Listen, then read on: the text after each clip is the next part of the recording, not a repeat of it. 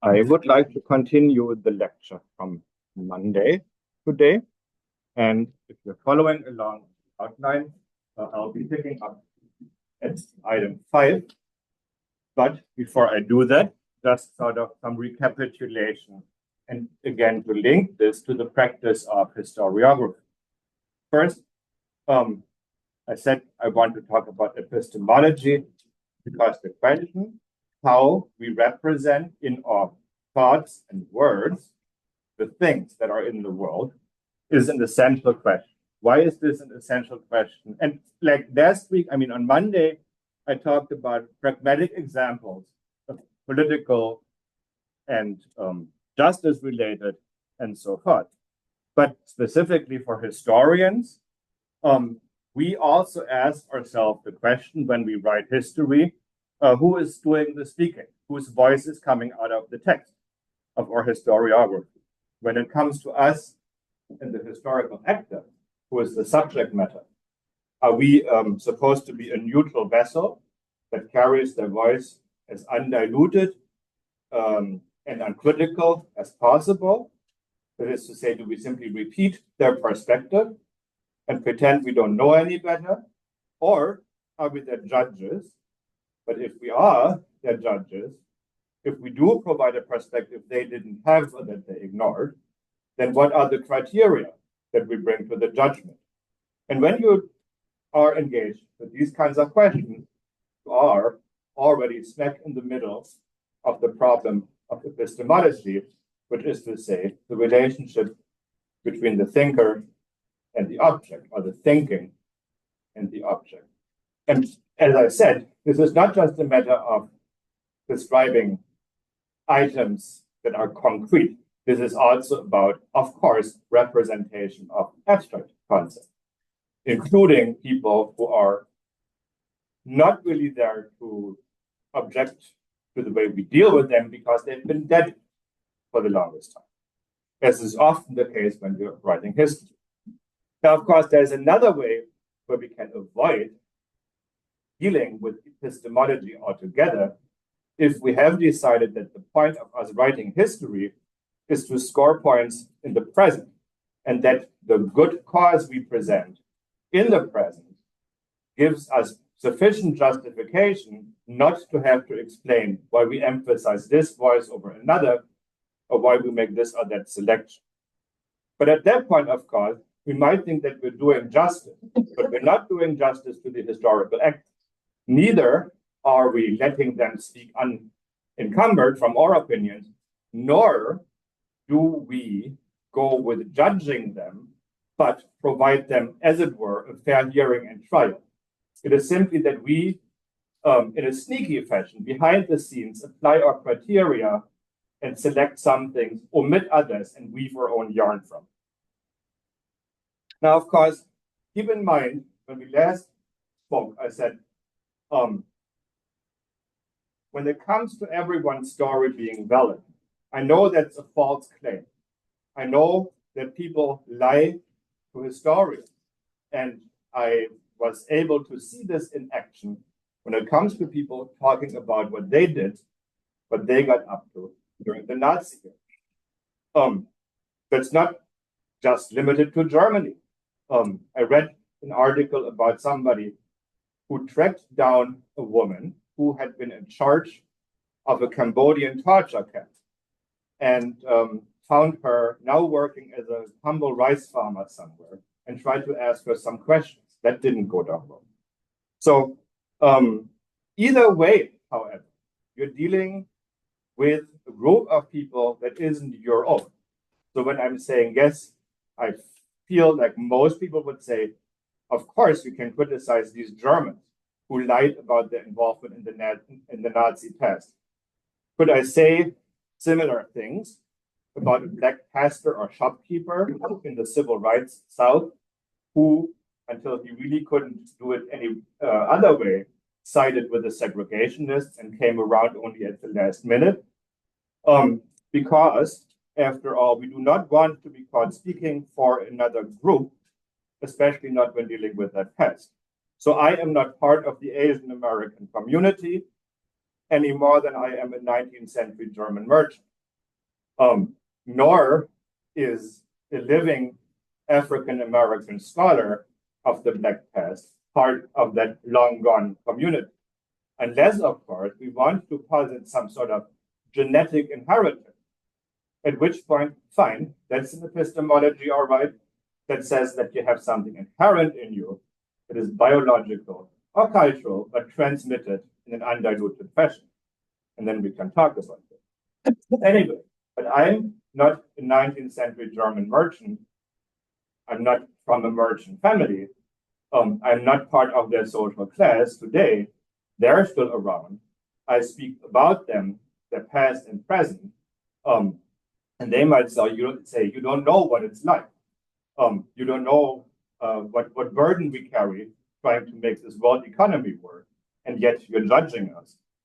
And many Chinese scholars study trade and trading networks, including the Hanseatic League, from the Middle Ages all the way to the 19th century German merchants that I studied, because for Chinese policy today, trade and trading networks is an important concern, and the family ties that enable them, much like the stuff that I found in my own studies. So you will come across articles written fresh from the archives in Bremen or Hamburg by people who are studying in Beijing or in Shanghai. So we reflect, if we're doing good history, we reflect on all these questions of the relation between our self and the people we study. But when we do that, we should always assume that we're talking about exactly that basic function of the human life. How do we understand the world? How does our thinking relate to the subjects in it? So, any questions up to this point? Then let me go back to the outline of the lecture. Point 5 was, we had talked about truth and argued why I think it is important to have a concept of truth to insist on the validity of that, as well as insist on the validity or on the truth of concept. Now, in liberal academic discourse, there you will find a claim that there is a multitude of truths, the plural, in the sense that everyone has their own experience and therefore their own truth. Sometimes individually formulated, sometimes pertaining to groups of people. This, of course, is the language and the mindset of self-help and therapy. And if you're dealing with interpersonal relations, it might do to say, we're going to put the question of who did what and how many times you did the dishes and I did the diapers and so forth on the back burner because we want to get along. So we acknowledge that we may have different perspectives on what happened, and yet our overarching goal is to have a relationship, or possibly with your housemates, where we get along and where we remove these frictions by whatever means we can. So if social harmony is your goal, then perhaps to sidestep conflict by claiming that all claims to truth and validity are equally as valid might do. But as a way of addressing conflict and its sources, obviously it's no good. At what point then did this attitude of simply letting different, contradictory, and incompatible claims to truth and validity stand next to each other unquestioned, or some unquestioned and others boosted? At what point did that become the standard and go-to position for people who think of themselves as progressive? When did they start to say that there is no unified or universal truth that you can equally submit all claims to? That is not a rhetorical question. It is a historical question. I'm asking, when did this happen? When did this start? And I'm asking it rhetorically because only in the sense that I'm going to answer it right now. Now, of course, you could point to Foucault and you could point to a longer story. But for our purpose and for the emphasis that I want to put on specific claims to do with the history of the Middle East in particular, I think it is best to start with Edward Said, who was a literary scholar of English literature, first and foremost.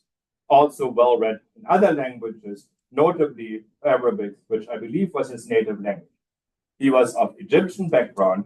You might have heard about his main and best known work, Orientalism, published in 1978.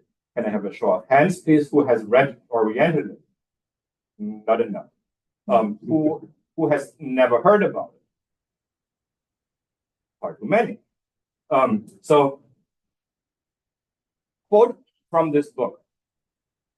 It says, Edward Said, the real issue is whether indeed there can be any true representation of anything, or whether any and all representations, because they are representations, are embedded first in the language and then in the culture, institutions, and political ambience of the represent.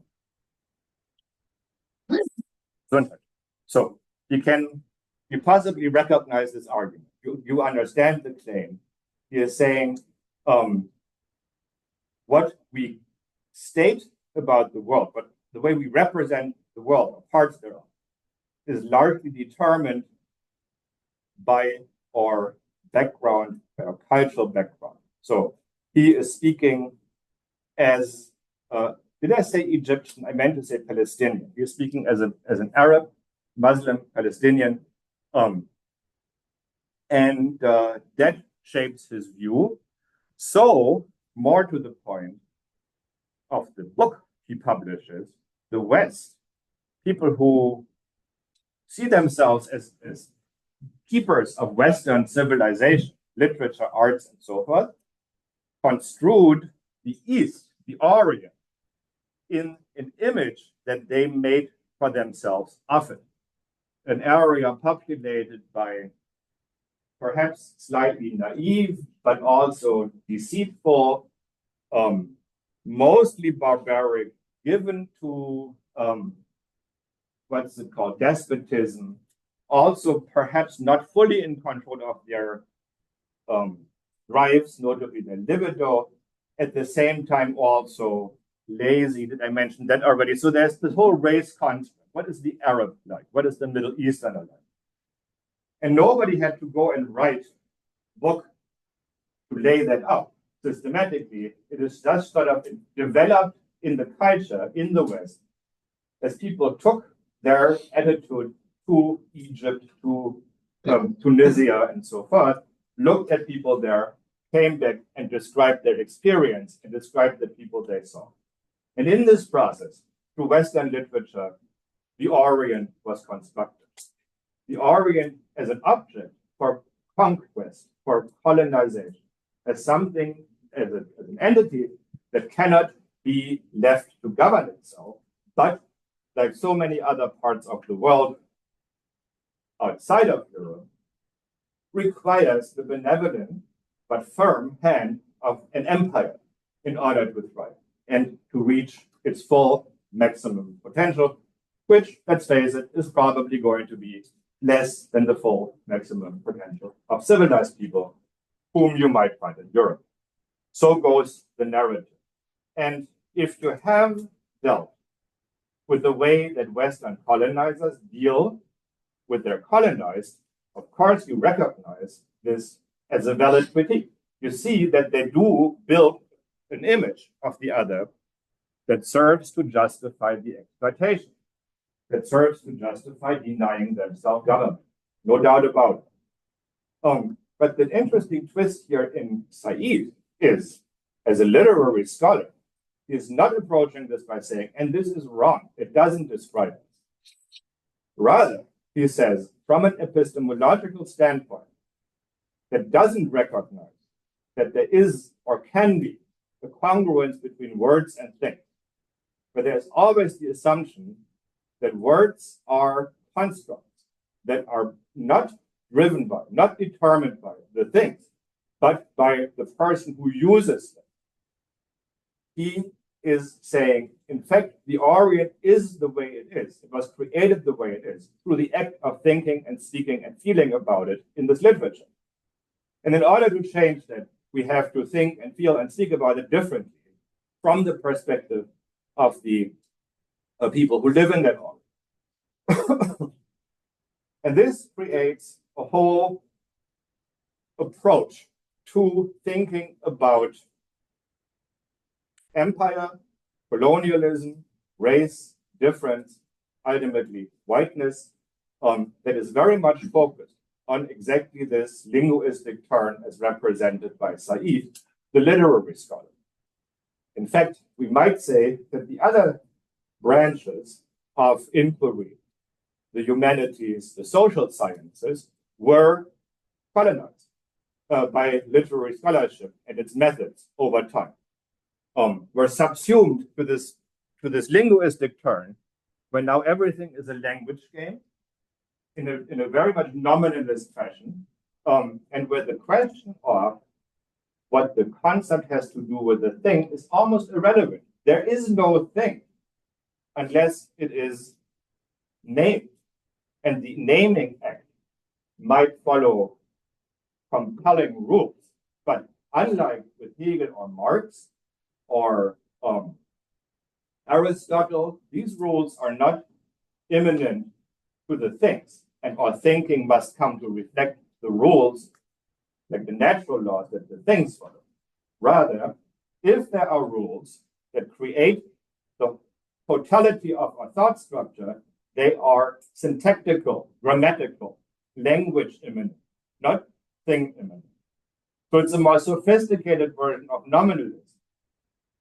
Our thinking is not arbitrary. It is, in fact, like our naming of things is not arbitrary. It is, in fact, very much caged in by this structure of the language, which in another sense, in itself, becomes conceptualized as part of a Western system of oppression that guides and limits thinking and steers thinking into a direction that serves the Western colonial imperial interest.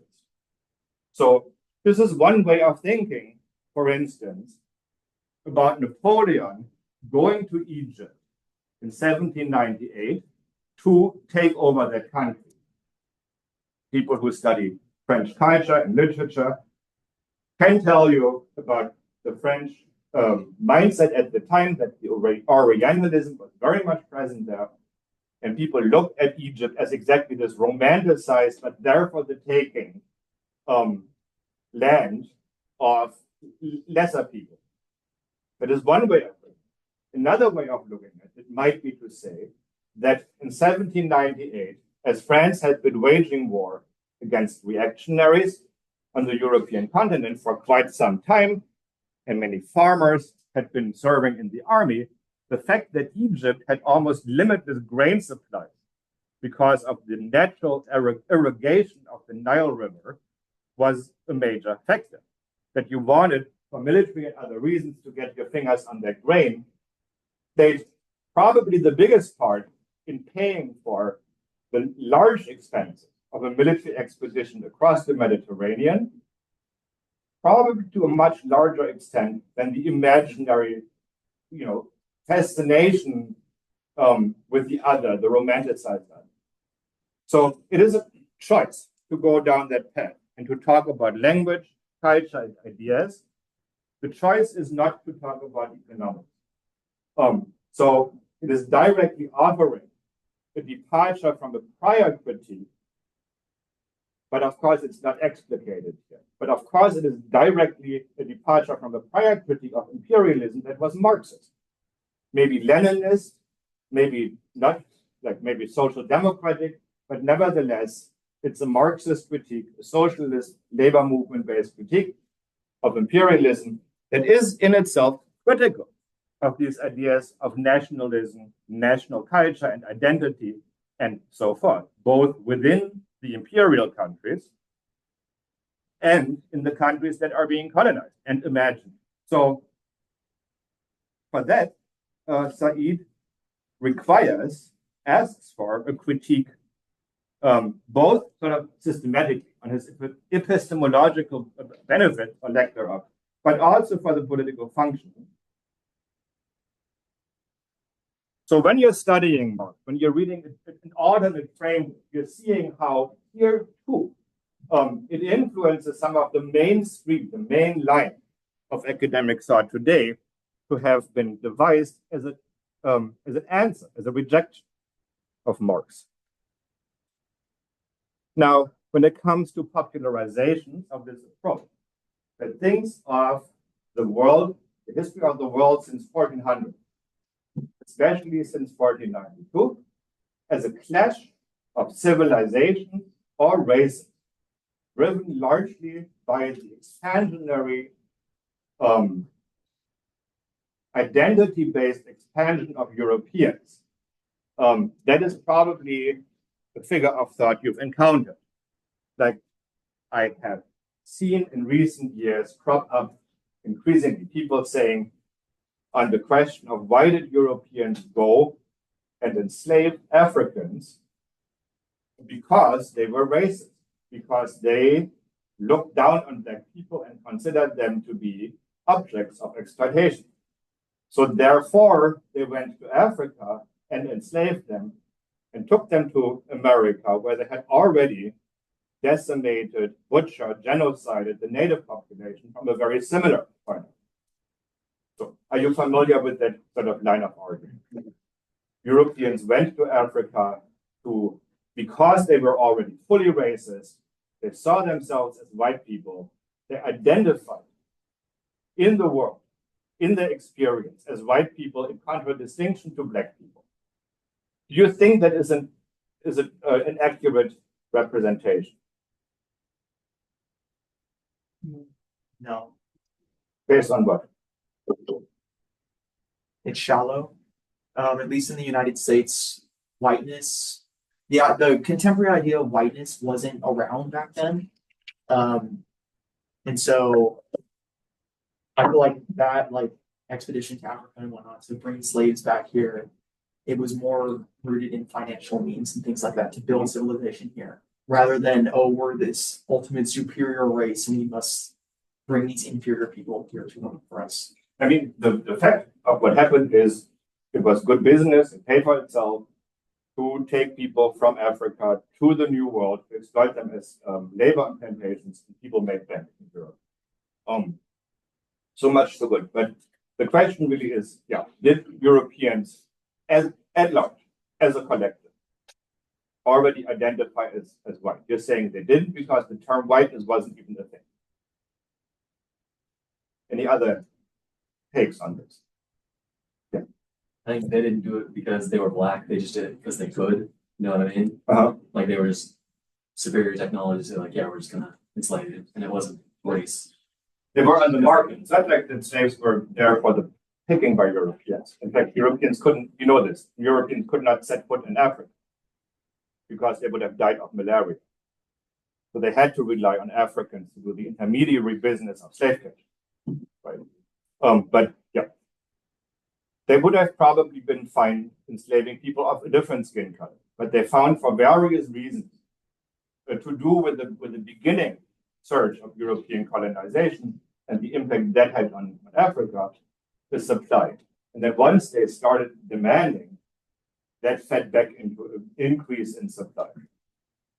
In part fueled or enabled rather by Europeans providing weapons and other goods to those African kingdoms on the coast that were in the business, that were making it their business to be the slave catchers and intermediaries for the people. So there's that. So that if people have the idea that Europeans waltzed into Africa and picked black people from their villages, they didn't. They wouldn't have got very far. People might have asked them, what are you doing? So the other thing is, sociologically, you might want to look at European society at the time and ask, how did people see themselves? Woody Holton, who I think I've mentioned before, is one of the scholars, an Americanist, who writes as part of the 1619 Project and says publicly, argues this case. Europeans were fully constituted as white. He finds documents that make his case, and they go to Africa in order to oppress black people. So he is not a European. he has not studied the mind, life, and times of the European peasantry, nobility, and city dwellers, for instance. Nor really does he bother to look at various religious practices and ideas and so forth. So whatever fragmentations that exist in European society, whatever divisions, different legal systems, the different traditions, for instance, of serfdom versus free farmers and so forth, none of that enters the picture. Yeah. Who is that scholar? I think he teaches still in North Carolina. He's a historian, and he's one of the people often cited as major supporters of the 1619, with which you're familiar. Yeah.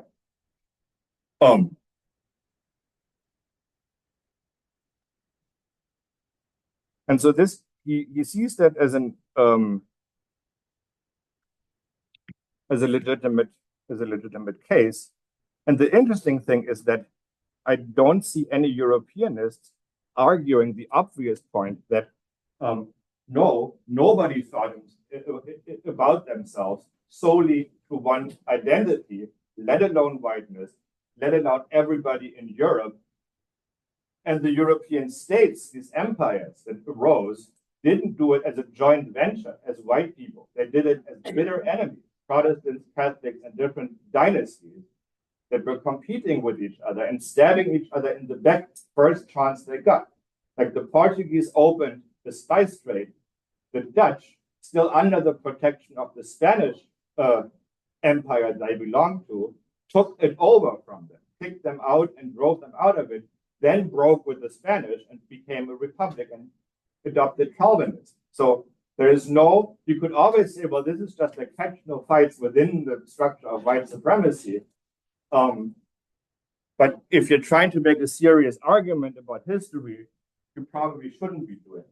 Unless, of course, you're working in a framework where multiple truths can exist, simultaneously valid at the time. So why bother critiquing one scholarly opinion as true or false or what have you? And of course, this pluralism of truths, this idea that there is no one truth, then also often is sold, is advertised as liberation, because you're liberating, especially people in the periphery, the colonists, from the burden of having others speak for them and impose their narrative of them on them.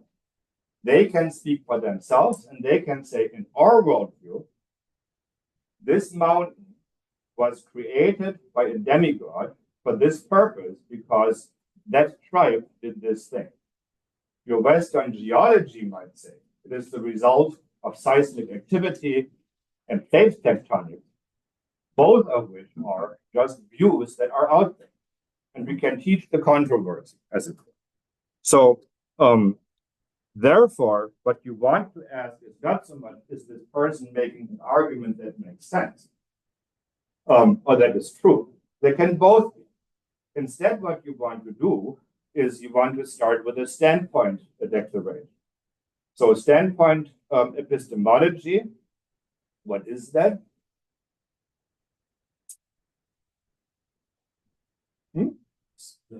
The philosophy of argument? No, you're thinking of something else. I'm talking about like if you are going to a conference and you're being told we're starting our presentations with positionality statements. Have you encountered that? Have you gone to any conferences? No. So if you go and attend in certain departments here, if you attend gatherings where they talk academic, some of them will begin with all the participants, all the speakers, and the moderator saying, "This is my gender. These are my pronouns. I was born in this place in the Midwest. There were only white people there. I didn't learn about racism until I went to college. This is how I find out. And today I'm here. And so I'm still continuing to learn about how to do social justice." That would be a positionality statement. You know, you take various identities that influence you where you are. Here, I can do one. I'm German, perhaps, at first it was, look, but I think I mentioned my name is Polish. So my great-grandfather spoke Polish and had a Polish spelled name that got him harassed by his school teachers because he wasn't from there. And they were Catholic, except his father had left the country because he had stolen a goose from the priest and then ran away when they found him. And then that's why he became a labor migrant. And from the east, I have another distant ancestor because we are all Aryan, Nordic blonde and blue-eyed, except my grandfather had to put together the Aryan family tree book for the Nazis under the Nuremberg law and could prove that this ancestor who had been Jewish only constituted 1/8 of his bloodline. Therefore, he was legitimate to be a German citizen, soldier, and married to a German woman. Now, his mother was from Denmark. And if you know German history, there were two ethnic minority groups in borderlands that were vilified at one point or another. And one was fought in a war against Denmark. The other was Poland. So my two ethnic components there, plus the Jewish part, complicates my positionality perhaps as a German. Add to that my family on the father's side was very much part of the labor movement, social democrats and socialists.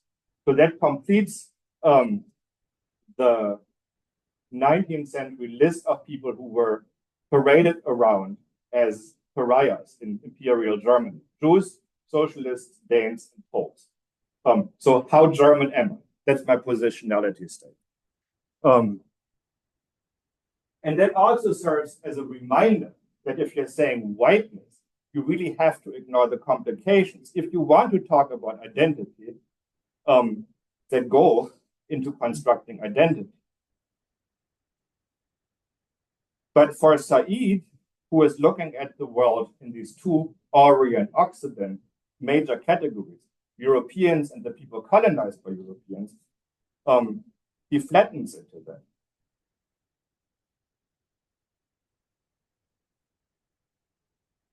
And when you do that, you run, of course, the danger of trying to find for everybody one specific identity that is ethnic or racial or possibly religious. So you have to declare yourself. Are you a Jew? Are you an Israeli? Because perhaps it depends on what car you have to get onto on the train. You have to be sorted into one group and then you speak as part of that group. Or like Catherine Liu was saying, who is a Marxist, a critic of liberal identitarianism, when I was in graduate school, I realized I had a chance to become a professional Asian, but I had no interest in it. I wanted to be an intellectual, a scholar.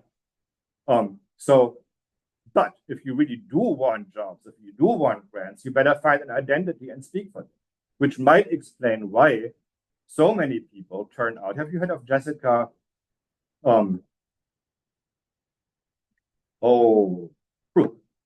Krug, K-R-U-G. Have you heard about her?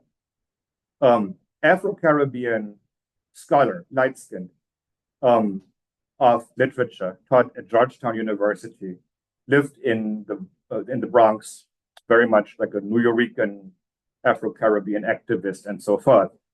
You haven't heard about her. She was a student of the former president of the American Historical Association, nonetheless. She was getting all kinds, she was like very, very good, sharp in her defense of identity, always defending the boundaries of the field against white people who thought they could speak on the subject or about the subject. Well, it turns out she was a white girl from the suburbs of St. Louis. Her parents died. She was brilliant. She reinvented herself. And at one point, she was Black, the daughter of a Black sex worker and a white client on a Caribbean island. That became her origin story and identity. And then she went and built an academic career on it. And she's only one of the most egregious examples. They had a hire here at the communication department who made claims about her racial ethnic backgrounds, and that turned out to be false as well. So there is an obsession with sorting yourself into groups that can speak about identity and that have unproblematic identities that, having read Said's Orientalism, eerily remind me of the romanticization of the other, where you're looking at the women in the harem or the men, in the Bedouins in the tent with a kind of longing. You want to become like them. You want to make them yours. You want to conquer them, but you also want to sort of imbibe their essence, perhaps, and have some of that Middle Eastern spirit of languorous, slightly slow, but also, shisha pipe adorned culture, if you know what I'm saying. So that is the general sense of what the fascination was it. So this kind of dance, this kind of game of identities is ubiquitous, and it is wrong on the merits of the case about identity. Like when you Holton, Said, and so forth, look at Europe as a unified whole. A Marxist critic from India, Ayhaz Ahmed, who criticized Said, pointed out that in order to build his argument about this European mainstream constructing the East, he relied on a book by a German Jewish exile who was very much speaking from this like high bourgeois mainstream culture standpoint that had just been marginalized by the Nazis. But that's the canon. The books that Said works with are the books that Auerbach, writing in exile in Istanbul, works through to talk about, the European literature, what is representative of it. And then Said looks at how that literature represents the Orient. But it is, in fact, not a conversation, not a clash of civilizations. It's a conversation between educated elites, opinion leaders in different cultures. That's one. Two, if you're going to engage with the Western traditions and base your dismissal of the West and the construction of the East on that, the very least you can do as a way of scholarly ethics is engage with arguments that question what you're doing there and why. And third, before I get to the main argument here, which would be fourth, against this identitarian approach. Third, when it became possible to use, but we're different, ours is an identity marginalized in the process of colonization. When it became possible to make this statement in public, in political discourse, at a high level, the very first people who used it were folks like Muhammad Mahathir, Prime Minister of Malaysia, who you may not remember. In fact, he is still alive. He is like 100 years old and went through various transformations in that political system. He is now, the vice prime minister under the guy who he put in jail in the 1990s under false accusations of sodomy. But anyway, Muhammad Mahathir is a representative of the Malaysian nationalist project that was built against the traditionally dominant Chinese merchant aristocracy in the ports that used to dominate the country economically. So to build a Malayan nation, Mahathir's movement created programs that fostered economic development in the countryside, that brought more Malays into government. Some of the Chinese, of course, would say, that it's pushing back or discriminating against Chinese. Others might say it is undoing past injustice. Being as it may, both with any ethnic group, Mahathir was accused by Western countries of violating human and civil rights, labor laws, disappearing and arresting people. He stepped that up after the Asian financial crisis of 1996, I want to say, when speculators, shortly after currencies became tradable commodities, speculators, including George Soros, began making use of that and tanked the Malaysian currency, as well as other emerging upstart, like first-tier countries, Taiwan, some others, in Southeast Asia.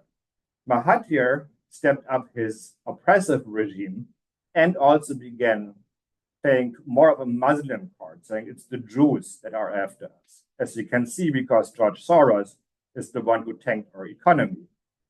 It has nothing to do with my policies of how we interact with the world market. But for the most part, when you come here, you Western government, European Union and US, and you tell us what rights our people have, get out of here. You're saying these rights, those are European rights. They're based on European ideas. That is, those are the ideas of the oppressor and the colony. Individual rights to vote, to a fair trial, to speech and assembly, those are not Malaysian values. Those are not Asian values, because we are different. Here we believe in obedience, community, family, harmony. So what you want us to do is basically to do violence to the soul of our people. You want them to live by the cultural standards of a liberal democracy, which is the product of a Western, inherently colonialist culture. So, and that happens time and again. The kind of compatibility of arguments for oppressed cultures being special, different, rooted, not like that, playing into authoritarian, undemocratic change. I could give you many more examples if only I knew any. No, kidding. I could, in fact, do that, but I want to move on so that I can cover this to even today of what this reminds me, or as a historian of what this should also remind you. And somebody says, well, my country is different. You come here to conquer us with your ideas of equality, democracy, individual rights, and so forth. Who made those arguments first? If you look at the history of the West, and you don't just go looking for the mainstream of Enlightenment democratic ideas, if you look at the countercurrent, the hidden Western tradition, if you will, there's reaction, counter-Enlightenment, religious fundamentalism, ultimately fascism. That's all part of it too. That was developed as a backlash around 1800, part of it earlier, against the rise of the Enlightenment, science, reason, technology, democracy, republican government, and all that jazz. So one of the main figures that determine this way of thinking that says, wait, all that Western stuff, really what that is French ideas. For everybody else, it doesn't work there. The Spanish are faithful Catholics. They believe in God. They don't believe in reason. We, Germans, are rooted in the soil. We have had our unbroken continuity of our language for time immemorial. We're still speaking the language that comes from the woods. And so does our self-government spring, not from abstractions hatched in some chateau on the Rhone, but rather from, the thing that gathered all the warriors around the oak in the grove. So this is German culture. It is rooted, it belongs to these people who belong to this land. It's unbroken bloodline. And this is who we are. You can't make us live by your standards of individual liberty. The guy I'm talking about, any idea who I'm referencing here, the philosopher who came up with these fruits? Yeah. Is it Hegel? No, not Hegel. Hegel would be rather drop dead than use that kind of Völkische, language. In fact, it is the guy who Hegel hates the most. It's the guy who held his lectures parallel to Hegel's at the same time in a very small university, and then see that when people didn't show up to his lectures. I hope I'm not actually mixing them up with Schopenhauer right now, but they do teach at the same university at the same time. Hold on now. Oh, never mind. I was thinking Schopenhauer. Forget about it. The guy who had this beef with Hegel, that was Schopenhauer. Pardon my error here. No, but Fichte. And Fichte, by the time Hegel got to Berlin, I think Fichte was in Jena. They kind of switched places. So Johann Gottlieb Fichte is the philosopher who gives lectures to his philosophy students in Berlin, young men, saying, take up arms, go kill the French, and do it, sacrifice yourself. Your blood will quench the soil and be the ground on which, the nutrient on which freedom grows, and blah, blah. And that's like every time you encounter a nationalist argument that is about blood and soil and the rootedness of culture and the inherent difference of our people that is immutable, just go to Fichte and you'll find the first formulation. And this is not accidental. It's not like just picking it up. It's programmatic and it is disseminated and people read it. And once you get to, the further you get from the centers of the West, whether it's England or France, and you look to the countries that are drawn into their orbit, philosophically, economically, politically, sooner or later, somebody is going to pick up these texts and be like, what do we have here that we can weaponize against them? So Fichte is providing them with the language. Yeah. How do you spell his name? Fichte. Thank you. Yeah. Whatever you do, don't say Fichte. Try to make it a sh loud. I won't explain to you why.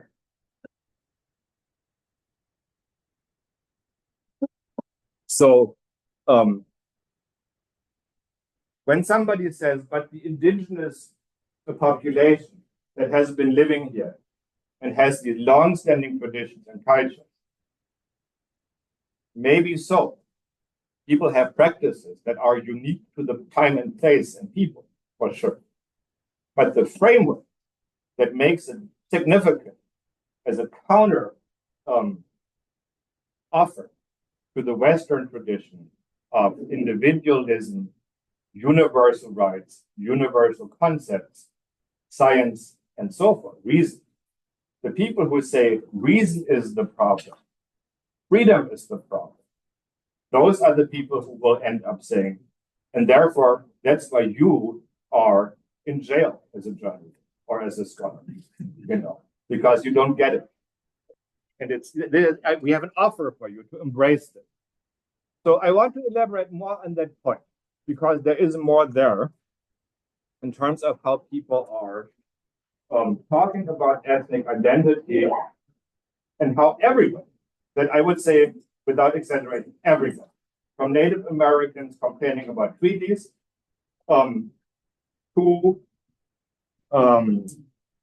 Southeast Asian nations that are complaining about world market issues, to German nationalists beating up foreigners in the streets, are using the same framework, using the same global, dare I say, universal framework of reactionary ideas of identity.